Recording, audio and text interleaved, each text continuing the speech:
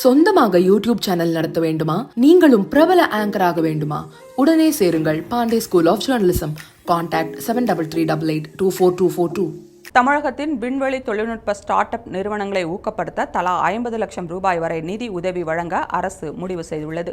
தமிழகத்தில் விண்வெளி தொழில்நுட்ப ஸ்டார்ட் அப் நிறுவனங்களை ஊக்குவிப்பதற்கு 10 கோடி ரூபாய் ஒதுக்கீடு செய்யப்பட இருப்பதாக இந்த ஆண்டு பட்ஜெட்டில் தமிழக அரசு அறிவித்தது. அதன்படி இந்த நிதியின் கீழ் ஒரு ஸ்டார்ட் அப் நிறுவனத்திற்கு 50 லட்சம் ரூபாய் வரை நிதி உதவி வழங்குவதற்கு சிறு குறு நடுத்தர தொழில்துறையின் கீழ் இயங்கும் ஸ்டார்ட் அப் டிஎன் நிறுவனம் முடிவு செய்துள்ளது. மேலும் செயற்கைக்கோள் சோதனைகளுக்கு தேவையான முன்மாதிரி தயாரிப்பு ஆய்வகம், பரிசோதனை வசதி, தொழில் வளர்ச்சி மற்றும் பயிற்சி மற்றும் திறன் மேம்பாட்டு பயிற்சிகள் வசதிகளை உள்ளடக்கிய மையம் சென்னையில் அமைக்கப்பட இருக்கிறது.